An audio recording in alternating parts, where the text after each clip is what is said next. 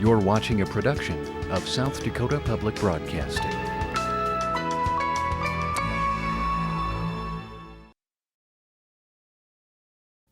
Deadwood, South Dakota. A town with a legendary past. Gold. Gambling. Lawlessness. Join us as we go on a quest to uncover the identity of a Deadwood pioneer. You have people from all walks of life congregating into this area. With a team of experts. It's not just a bunch of academics or intellectuals, theorizing in a room. Using the latest forensic and DNA technology. Some of them haven't even been introduced officially into forensic DNA casework.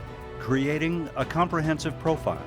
It was our hope and desire that we could take kind of that CSI and historic preservation, marry them together, and identify this individual. Retelling his story. He cannot speak for himself at this point, so I'm providing a means of rehumanizing him, reanimating him, and helping to retell his story. To uncover the truth. Dead men do tell tales.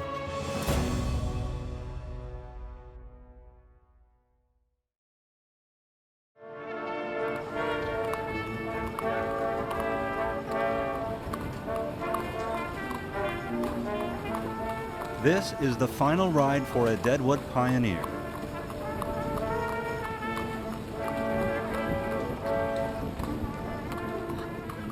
As the mule-drawn hearse weaves its way through the Mount Moriah Cemetery, it passes the graves of other infamous Deadwood pioneers, including Western gunfighter James Butler Wild Bill Hickok, Martha Calamity Jane Canary, and Madame Dora Dufresne. Faces that will forever be enshrined in Deadwood's legendary past. I know that my Redeemer liveth. Under the mournful eyes of total strangers, this unknown Deadwood pioneer was laid to rest for a second time at the base of Seth Bullock's grave, an area that's been reserved for Deadwood's forgotten souls. And mine eyes shall behold, and not another. Prior to the burial, an abundance of questions shrouded this individual whose face and identity was lost to time. By keeping their promise of preserving and protecting Deadwood's historic and cultural resources, the Deadwood Historic Preservation Commission launched a 5-year investigation using state-of-the-art forensic technology to help solve a 150-year-old mystery.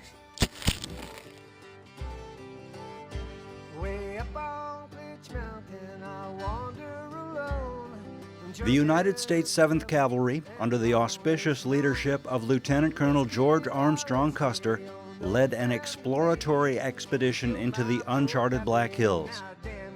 Accompanying the expedition were civilian scientists, geologists, and prospectors. Their goal? To document and record the floral, faunal, and geological ecosystem that made up the Black Hills. Underlying one of the pressing goals was to confirm the rumors of rich mineral wealth for a source of gold, which they found on August 1st in French Creek near present-day Custer, South Dakota. The news of the discovery of gold quickly spread throughout the United States. National newspapers stated that the Black Hills was the next El Dorado, and thousands of people began converging on the Black Hills in search of fortune. Gold in the form of placer deposits was soon discovered in the northern Black Hills along Whitewood Creek and its tributaries. And the population in Custer City all but packed up and migrated to Deadwood Gulch. By the spring of 1876, a succession of mining camps, first consisting of tents and dugouts and later wooden structures, lined Whitewood and Deadwood Creeks. In what is now within the city limits of Deadwood, an estimated 5,500 individuals lived within Deadwood Gulch, an area less than 2.1 square miles. In each one of those areas, they had basically their own laws and ran themselves in different areas accordingly. And it's interesting because when you look at a map of where the mining camps were located, they were basically right next to one another. So when you look at historic photographs from the 1870s you can't really designate as to where one begins or one ends and another one begins, just because it was kind of filled up in this area. On June 8, 1876, the Black Hills Pioneer became the first published newspaper in the Black Hills. The publication helped paint the picture of what day-to-day life was like in the mining camps. Articles about people dying from disease and mining accidents were a regular occurrence. Most of the people that were dying in the mining camps were between that 18 to 40 years of age. So it really gives us a good statistic before the federal census of 1880 of the types of people that were out here, both men and women. The causes of death were quite varied. You obviously had mine accidents. You had some shootings. Again, a lawless community. You had disease. You had suicide. You had unknown. One of the records say, "God knows." Cause of death, God knows. There's one that died of eating 14 boiled eggs.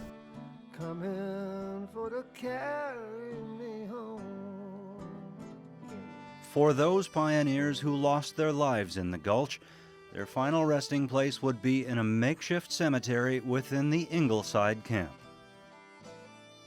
Now, according to that newspaper that was published in the Black Hills Daily Times, it stated that there were 80 burials on the hillside. They didn't call it the Ingleside Cemetery, they just called it the Cemetery on the Hill. Over the course of from 1877 until 1878, we figure that there was another 20 to 40 people that would have been interred in that first cemetery located down in the presidential neighborhood of Deadwood. If you look at a picture of Wild Bill's initial burial at the old Deadwood Cemetery, it was in really rough shape even when they were using it. There's accounts that a lot of the burials were unmarked even after the interment. And wooden tombstones, stumps of trees carved with names and details. By June of 1878, the newly formed Lawrence County acquired 5 acres of land on a mountainous terrace overlooking Deadwood Gulch and created Mount Moriah Cemetery. Over time, many of the original burials were exhumed and moved to the Mount Moriah. However, most graves weren't marked, and the original cemetery records were destroyed in a fire, which made locating the burials extremely difficult. The information that was gathered on the initial burials in that first cemetery were written after the fact. They were written in the Lawrence County death records, which dated 1879. So it was a full year after the cemetery was officially closed and Mount Moriah was created at that point in time. So when they actually went to remove burials from Mount Moriah, they didn't have a good chance of grabbing everyone and getting them up to Mount Moriah.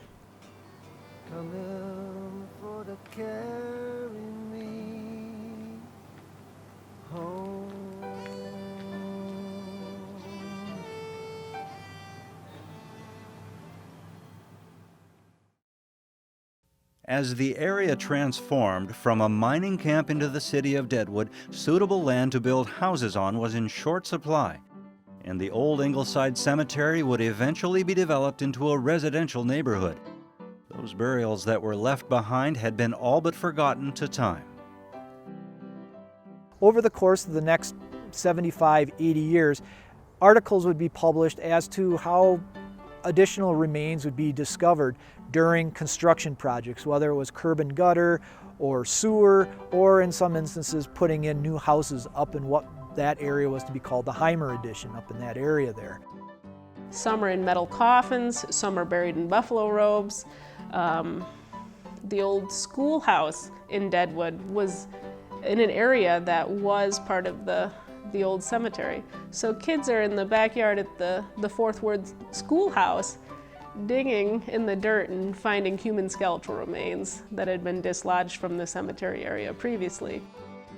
In the 1940s, what became 66 Taylor Avenue, there were several mentionings of burials that were discovered as well, putting in the foundation of that.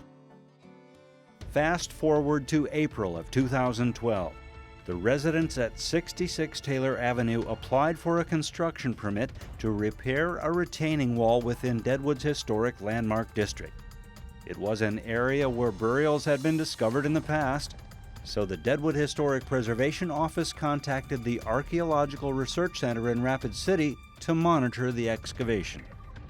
Kevin Kuchenbecker and Mike Runge, who both work for the Historic Preservation Office in Deadwood, did have concerns about the potential of discovering another set of human remains or remnants of a burial in the backyard. I went out there pretty early in the morning and met with the contractor. Sabo Construction was doing the work. I discussed the history of the burial that was found in the front of the house and the potential in the back of the house for some burials related to Deadwood's first cemetery.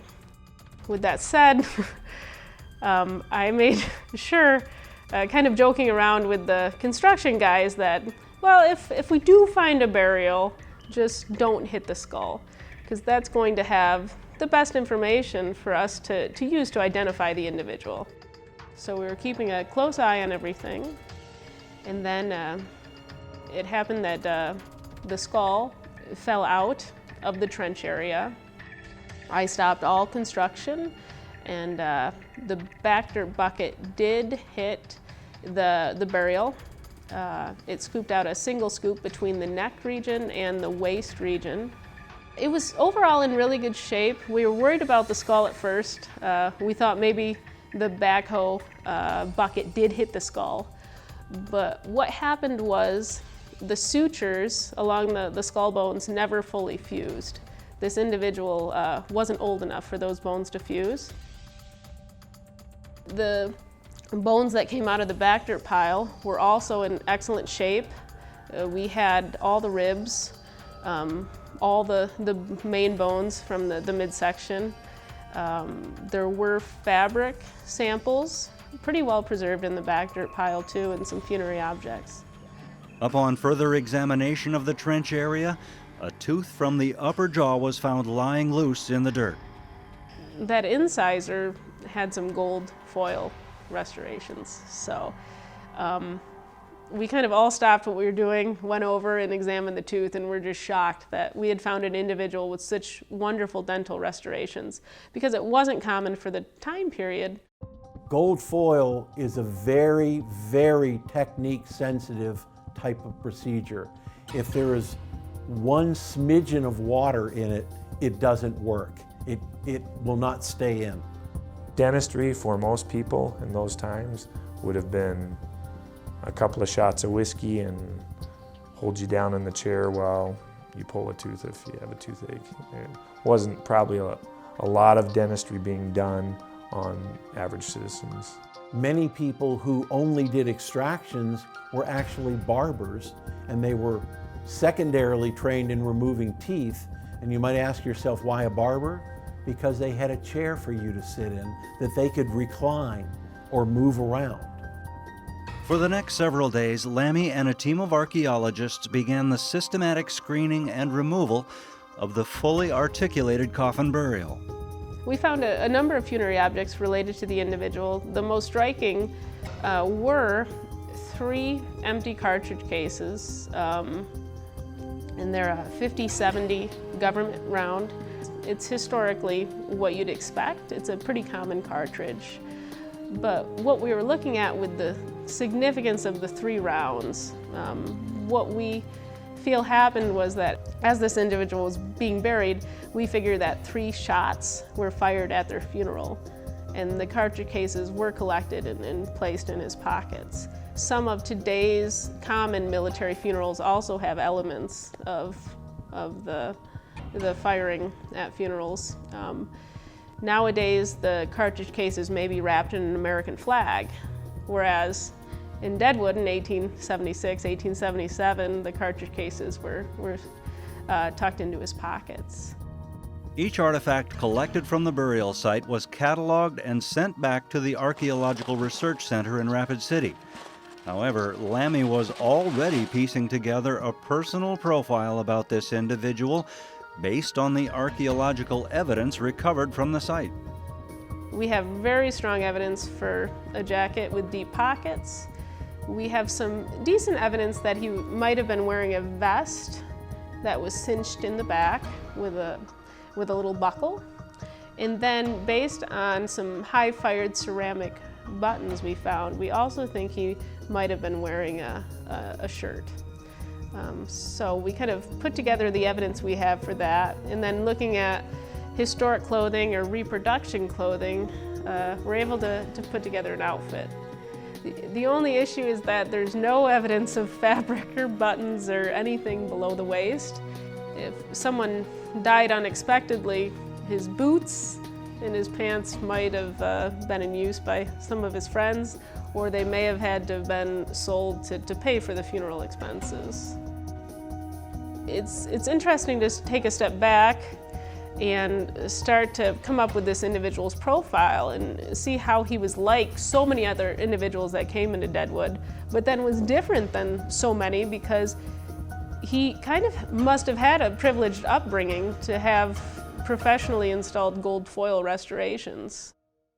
While the skeletal remains were being cleaned for analysis, the Deadwood Historic Preservation Office and the Archaeological Research Center began scouring through old newspapers and death records, hoping to make a connection to the remains found at 66 Taylor Avenue.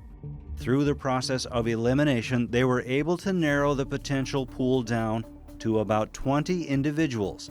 In order to make a positive ID, they came to the realization that they would have to step outside the field of archaeology and into the world of forensics. After the initial excavation is, okay, now what do we do with this individual? We knew that at that time we had no idea who it is, and as we started through the process, we really wanted to start to look at, can we identify this person?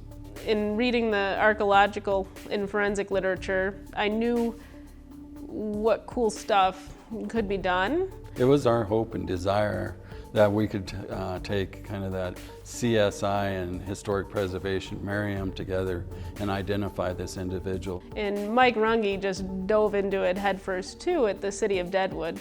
And he was researching which specialists were the best at things and getting references from professors and things like that. So every time we talked to a specialist, that specialist would provide us with 3 or 4 names of other specialists. So it just kind of compounded upon itself, and it basically opened it up. So, you know, we went from just talking with locals to basically becoming, you know, across the nation of all these different forensic specialists that were more than willing to help out, and we're very excited about our particular project.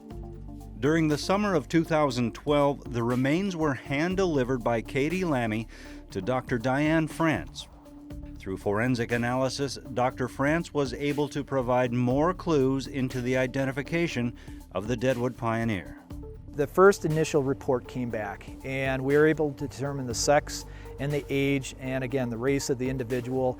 We were to learn that this individual was 5'6" to 5'8", that he was male, and that also his ancestry was Caucasian. We couldn't tell how the individual passed away.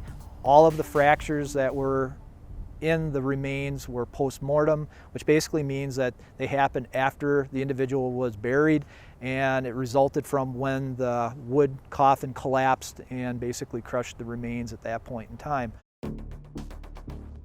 After consulting with Dr. Diane France, the Deadwood Historic Preservation Commission decided to develop a casting of the cranium and mandible. The idea of that is that we would be able to take that particular casting and send that to a forensic specialist who would be able to actually go through and put a face and use that to put a face on our individual. Dr. France's examination helped answer some lingering questions, but more was needed to complete the profile. As a result of the numerous dental procedures, Dr. Leonard Hopper, owner of Deadwood Dental, was contacted to perform a dental examination and take x-rays of the teeth. They're the most highly mineralized tissue in the body. Enamel, the mineral composition of enamel is very close to that of quartz.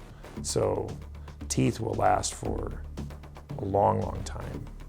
The patient whom we termed Jackson, just to give a name to him in our system. And there was evidence of several pre-existing amalgam fillings as well as a few gold inlays in the teeth.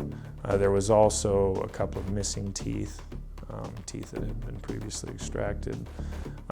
There was also evidence of some broken off infected teeth that likely would have been causing pain to Jackson prior to him becoming deceased. Dr. Hopper and his staff used inventive ways to position the specimen for examination and were able to take a series of x-rays of the maxilla and mandible. As we can see here from the panoramic x-ray, there's a number of fillings that had been done prior throughout his mouth. There's also evidence of some existing untreated cavities, and then there's a tooth here that had been broken and was infected. You can see some change around the root tips that indicates that there was abscess under that tooth when the patient was deceased. Over here we have more evidence of likely abscess under that tooth, and there was a very deep filling with some base material that had been placed on that tooth, indicating a deep cavity prior to that being worked on as well. One of the most useful findings was in looking at the teeth. We could see that the teeth had very large pulp chambers, and that was indicative of a young individual. And I understand that through analysis of the growth plates and the rest of the skeleton, they estimated the age to be late teens to early 20s, and that was consistent with what we found there. So one here, centered about the results of Dr. Hopper's dental examination were consistent with Dr. France's forensic results in determining the approximate age of the Deadwood pioneer at the time of his death. Further analysis through forensic dentistry could unlock crucial information about the background of the Deadwood pioneer. Dr. Thomas David, a diplomat of the American Board of Forensic Dentistry, agreed to evaluate the dental remains. The mandible and maxillae were shipped to Dr. David's office in Marietta, Georgia. In looking at the dental charting, he had 10 teeth that were restored.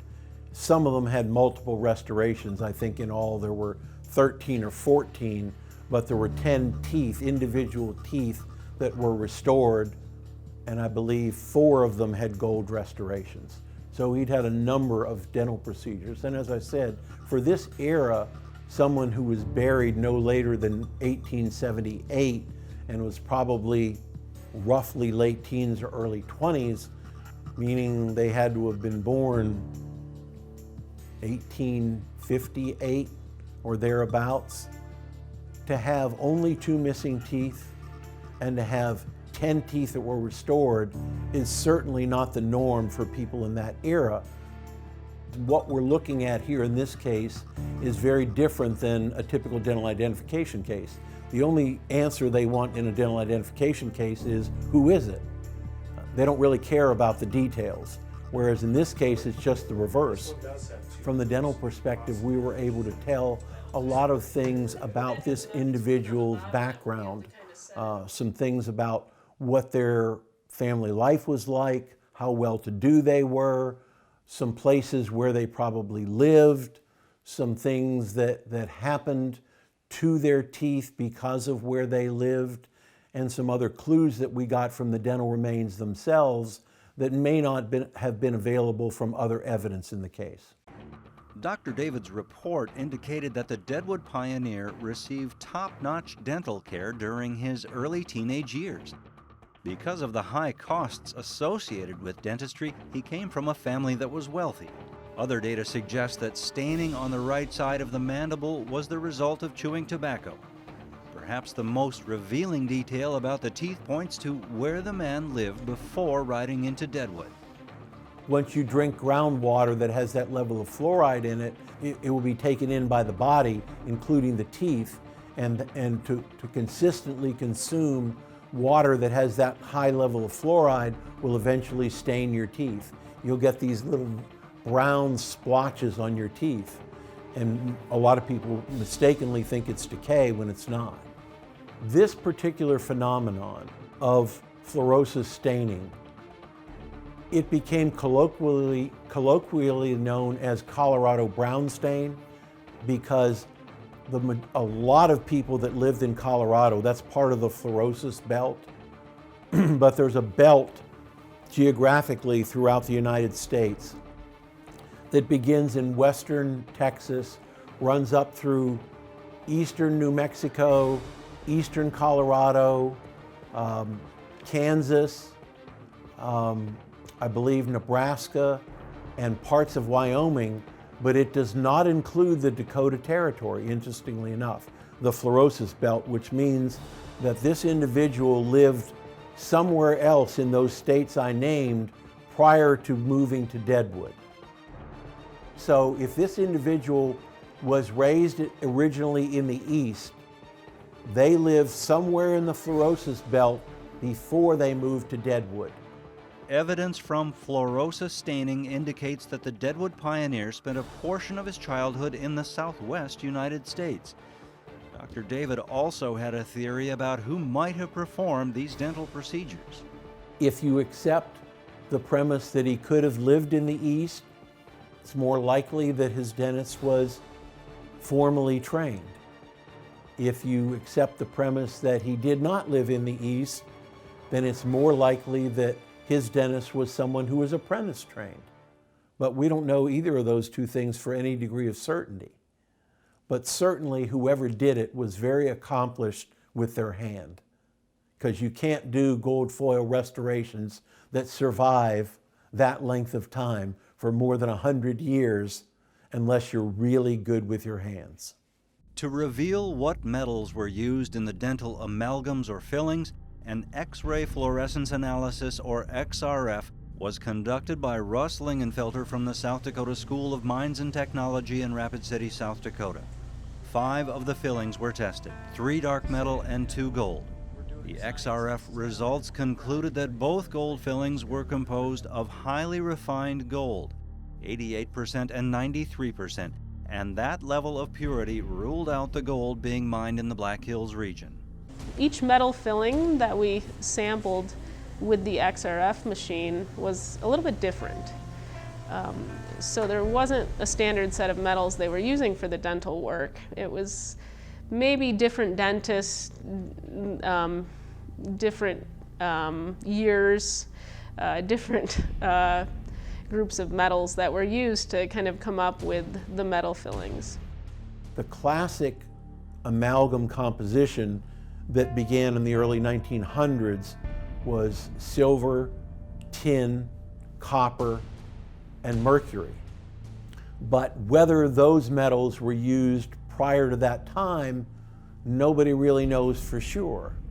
But typically they would use a composition of those metals and mix it with mercury, and they would literally squeeze the mercury, the excess mercury, out of the material. And once you mixed it with mercury, it would be pliable, and you could use it to put in a tooth. One filling in particular had a lot of mercury still in it, and that made Russ think that maybe this filling was placed close to the time of this individual's death. Over time, mercury leaches out of the fillings and is processed by the body. So for one of the metal fillings to have such a high content of mercury, it might have been something his body hadn't processed out yet. So far, this is what we've learned about the Deadwood pioneer. Caucasian, male, 5 foot 6 inches to 5 foot 8 inches tall. Late teens to early 20s with extensive and expensive dental restorations. He chewed tobacco on the right side of his mouth and lived in the fluorosis belt prior to moving to Deadwood. Each piece of evidence helps to create a profile for the man found at 66 Taylor Avenue, but in order to give him a face, biological background information was needed. Dr. Angie Ambers, a forensic geneticist for the Institute of Applied Genetics at the University of North Texas Health Science Center in Fort Worth, Texas, received samples from the skeletal remains for DNA analysis. The best sources of DNA in skeletal remains are going to be the weight-bearing bones. So if we have a femur available, we'll ask for that, or teeth. I know the teeth were kind of important in this case, and getting DNA from teeth or bones is a destructive process. You know, we have to cut them into smaller pieces and grind them into powder. So a lot of times, if the teeth are important, which they are in the identity of this person, they won't want us to consume and grind the whole tooth. So most of the work that I did was on his femur. If you were to look at compact bone microscopically, there are these structures called osteons, and so the bone is laid down in concentric circles, and the bone cells that actually have the DNA in them are trapped in little pockets between those layers. And so part of why we have to grind it into a powder is to break those layers apart and release those osteocytes. And so that provides more surface area for the extraction chemicals to come in contact with the bone. And so what we do after we powderize it is we mix the powder with a series of extraction chemicals, and we incubate the powder mixed with the extraction chemicals overnight, usually for a full 24 hours. And then there's a series of subsequent steps that are performed, and then you'll spin down, because it looks like a slurry at that point. It almost kind of looks similar to like a snow globe with the powder floating around in the chemicals. And then we spin it down, and you essentially are pelleting the bone powder in the bottom of the tube, and all of the DNA is in the liquid that's above the bone powder pellet. So then you draw off the liquid that has the DNA in it and finish your extraction that way. Extracting DNA from skeletal remains is a long process that depends largely on the condition of the bones. The relatively dry, cool climate of Deadwood worked well for preserving the remains. We were able to get a full nuclear DNA profile from him, and the nuclear DNA profile is the profile where you've gotten half your DNA from your mother and half from your father. We also looked at Y chromosome markers. They're called YSTRs, and we can do that with males because the Y chromosome markers, these YSTRs, are passed down intact and unchanged through the generations. So they're great for historical identity testing, because whoever this unidentified person's father and grandfather, et cetera, was, they will all have the same YSTR or Y chromosome profile. The other type of analysis that we did is called mitochondrial DNA analysis, and that also is a type of DNA that's passed intact, unchanged through the generations, but it comes from the mother's side. So the males pass their YSTR or Y chromosome down through the generations, and the females pass their mitochondrial DNA. Dr. Ambers also used a new type of DNA profiling called single nucleotide polymorphism, or SNPs. SNPs can help geneticists determine specific characteristics of an individual, like hair or eye color. There's a strong probability that he has red hair and brown eyes. There are also SNP markers that can predict pretty accurately someone's biogeographic ancestry, and that's how we were able to determine that he's Western European. Data suggests this Deadwood pioneer's ancestral roots are in a genetic population with strong ties to Ireland, the Scottish Highlands, Western Wales, and small portions of France and Spain. Dr. Ambers' DNA test results were also consistent with the results found after forensic analysis of the skeletal remains. While the amount of background data continues to paint a picture of the man, it also increases the odds of answering the question, who is he? You can only tell so much about an individual anthropologically just by examining the skeletal remains. So if we can couple, the information that an anthropologist can provide, like the predicted ancestry, the gender, the height, the approximate age, if we can couple that with genetic data and give them a DNA profile as well, it greatly increases our chances of being able to positively identify that person. To try to learn more about where the Deadwood pioneer lived, bone and teeth samples were sent to Dr. Eric Bartelink, director of the Human Identification Lab at California State University in Chico, for isotopic analysis. Stable isotope analysis is a chemical method. It comes out of isotope geochemistry and stable isotope ecology. But it's a method where you can look at different ratios of heavy and light atoms in a substance. And in this case, we're looking at it in organic tissues like human bones and teeth. And the stable isotope ratios that are found in bones and teeth and other tissues reflect the types of foods that people consume, as well as the sources of their drinking water, and also some reflect where a person obtained their food from. So essentially these are chemical signatures from the food and water and landscape that are incorporated into these tissues. And they can reveal information about a person's diet over different windows of time of their lifespan, as well as different places where they may have lived across their lifespan. Teeth that form during the childhood years are going to incorporate those chemical signatures when you're a child. And once those teeth are formed, they don't change. And so they will lock in that childhood signature of the water source that you drank, and also the local geology of where your food was grown that you consumed as a child. As an adult, your bone continues to change or remodel, and its signatures could change from the local value to a new value if you decided at some point to migrate to a new location. And so bone can continually change based on remodeling, and those isotopes are going to change as well. And so if you see differences between the tooth values and the bone values in, let's say, strontium and oxygen, that would suggest that the person moved to a different location as an adult. Dr. Bartolink's isotopic analysis revealed that the Deadwood pioneer had a diet comparable to that of 19th century Europeans, heavily comprised of C3 terrestrial proteins, likely terrestrial herbivores. Our research revealed that this pioneer from Deadwood basically consumed a diet that was pretty heavy in C3 proteins, so probably not a lot of corn, fed beef, or anything like that. So most of the protein or collagen signature really reflected a more C3 terrestrial kind of diet, which is basically not a lot of corn consumption and things like that.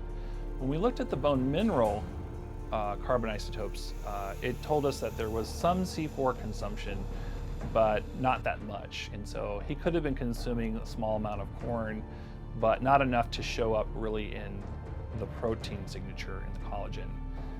When we look at other isotopes like the oxygen and strontium, it was very exciting. When we looked at the teeth, the closest place that he could have been from or born was probably Arizona. He could have been from somewhere in the Southwest or even somewhere in the Northeast. There were several possible locations where the strontium and the oxygen data aligned in the same location.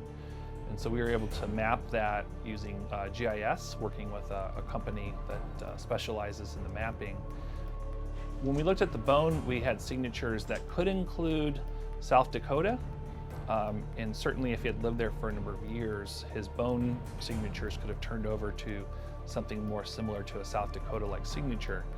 We also see other places in the northwest where he could have been living in the last years leading up to his death. We just can't exclude any particular area of the Northwest, but we can exclude anywhere from the eastern U.S., from perhaps the plains, or from probably the Southwest in terms of his bone signature.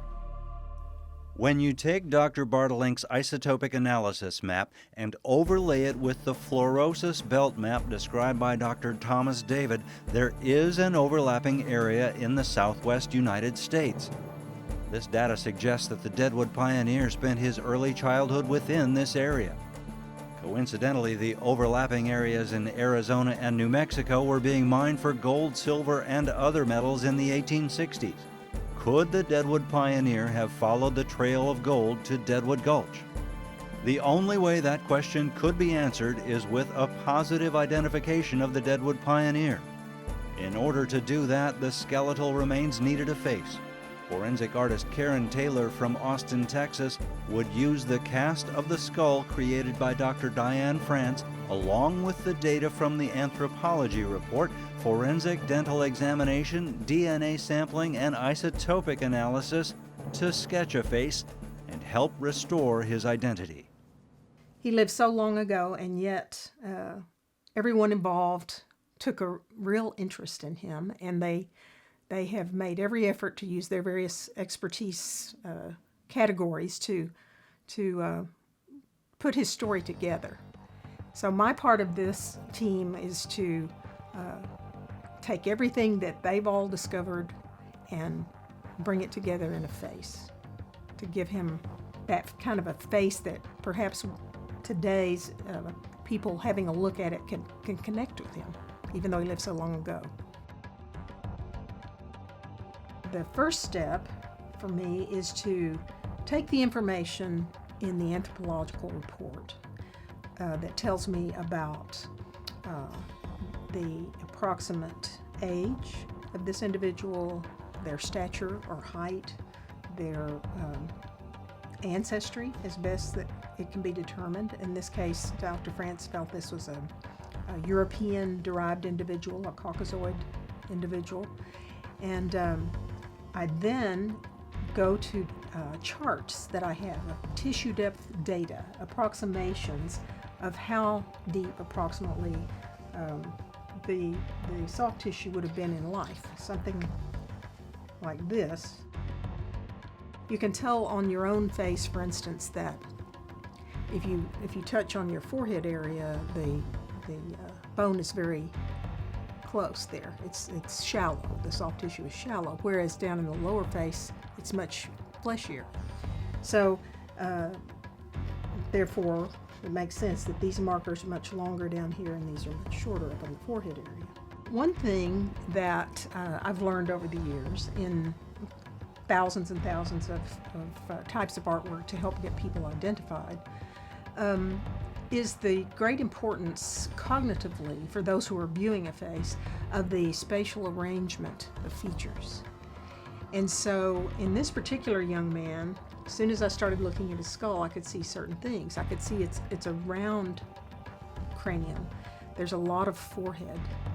The features are slightly lower. And according to Dr. France, she noted that his nasal aperture, his nasal opening is fairly narrow. He's got a broad palate, nice teeth, although they were yellowed in the original skull. This is the white resin casting. But this proportional arrangement of features is very critical to triggering identification. But I have certain formulas that I use in doing the facial reconstruction for determination, for example, of the mouth, how wide the mouth was, how tall the lips were, and so forth. And I need the frontal dentition. I need to measure the teeth and have a look at the teeth, the structure and the form of the maxilla bone above the teeth and the mandible below the teeth. This helps me determine how the shape and size of his mouth would have looked. So all of the anthropological input, all of the dental input was tremendously helpful to me. Once the depth was determined for the soft tissue markers, Taylor studied the muscular structure of the face to determine where ligaments would attach to the bone, which led her to the starting point for the facial reconstruction drawing. What I'm trying to do as a person creating his face is start to sense him in my mind. I'm doing what the skull tells me, but I'm also starting to try to get a mental picture of him. The teeth tell a story of perhaps someone who had a socioeconomic status that was different earlier in his life. He had a family, perhaps, that could afford to have expensive gold dental work. And yet, near the time of his death, he had much less quality, less expensive dental work. And that tells a bit of a story. Normally in a forensic case, I would probably only be doing black and white drawings. Sometimes, occasionally, there is a hair specimen found with a skeletal body, but more often than not, there isn't. So I wouldn't really have an idea of what the hair was like, and I either have to keep it very vague or do various options or something like that. But amazingly, in this case, some of the DNA analysis indicated that this young man had red hair, and further, he had light red hair, and he had brown eyes.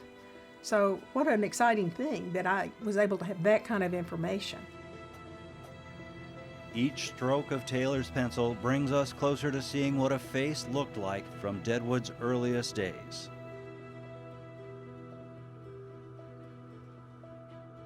So, whereas in a modern forensic case, I would have normally stopped with a black and white drawing, I've made the decision in this case to take an additional step and do a somewhat perhaps more romanticized, but still based very much on the scientific evidence, a color drawing.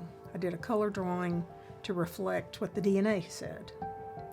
So in addition to putting the red hair, the brown eyes in the color drawing, I carefully read what was found about the fragments of fabric. And there were multiple buttons, I believe 19 different buttons represented from different materials, like some were ceramic, some were metal, and some were metal of the type that were domed where they would have been fabric covered. So I've tried to draw a simulation at the neck in the color drawing of what that clothing would have been like based on the report too. And to include the buttons at the correct scale and with the best speculation possible of how the neck area of his clothing might have looked. We started with human remains and now we're putting a face on this individual, and we're pretty excited about that, to see, actually look at a person that lived out here in our mining camps from the 1870s. Despite 5 years of work, more questions need to be answered. Does anybody know this man? Does he have any living descendants? If potential relatives are found, can they confirm their relationships by comparing DNA? Nowadays it's really easy, it's just a cheek swab. If they can give us a reference sample, then we can do the YSTR profiling and the mitochondrial DNA testing. And again, those types of DNA are passed down unchanged, intact over the generations, so it would be a direct match. And I think our multidisciplinary approach in contacting so many specialists across the country really gives us a chance. With the internet and genealogical research and so many historic primary sources available, I think once this receives a little bit more publicity, there's going to be a chance someone else puts the pieces together. One of the most wonderful things that might actually happen on this case is, since it is a body found at a time when photographs did exist, the work that's been done by the various historians in Deadwood might actually lead to a photograph. We might actually get to compare the facial reconstruction I've done to a person who lived and had a photograph made in historic Deadwood. That would be just super.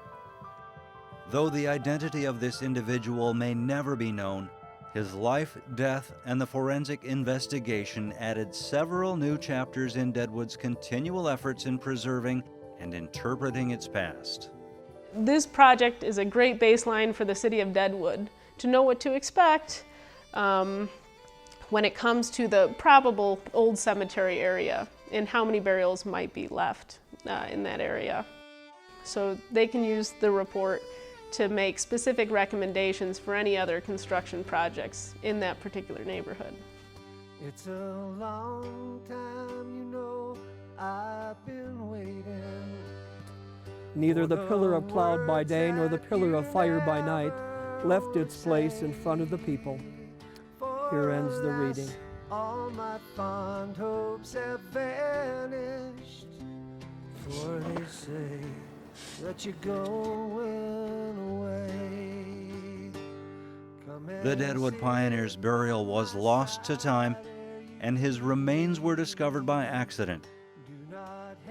But the team that performed the extensive anthropological and forensic analysis brought his story to life, and at the same time helped restore his humanity.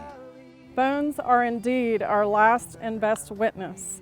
Not every person leaves a dramatic remark in the history books, but he had dignity as an individual at the time he lived. He deserves to have that dignity restored. And through all the efforts of all the various individuals on the team who've examined his remains, that's really part of what we're doing. We were there when the skeletal remains were found. We helped in the excavation of it under the leadership of the professional archaeologists. We've touched and had a connection with this individual. And to take it through the process of doing the casting and the SketchUp of what this individual would have looked like kind of brings it to life. And it's almost like a family member. Men and women of all walks of life came to, settled upon, and died in Deadwood. If we can give him a story, give him a face, we're going a long way to restoring his dignity, restoring his humanity. And I love being a part of that. A project that started out as a recovery of skeletal remains transformed into a 5-year nationwide investigation to try to identify the Deadwood pioneer. The scientific and anthropological data compiled by the team of experts told a story and gave a face to a man forgotten to time. Even though his remains have been laid to rest in Mount Moriah Cemetery, the final chapter of his story is still not yet written. There's still a possibility that someone, somewhere, will follow their roots back and help identify a face from the past.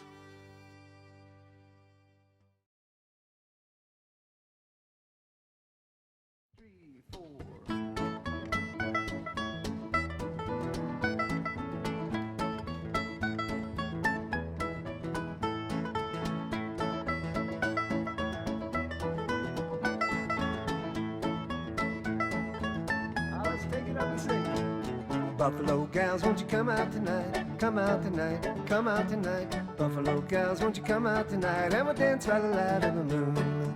Dance with a girl with a hole in her stocking and her heel kept a knocking and her toes kept a rocking. Dance with a girl with a hole in her stocking and we'll dance by the light of the moon. Buffalo gals, won't you come out tonight? Come out tonight, come out tonight. Buffalo gals, won't you come out tonight? And we'll dance by the light of the moon. Yeah, play it.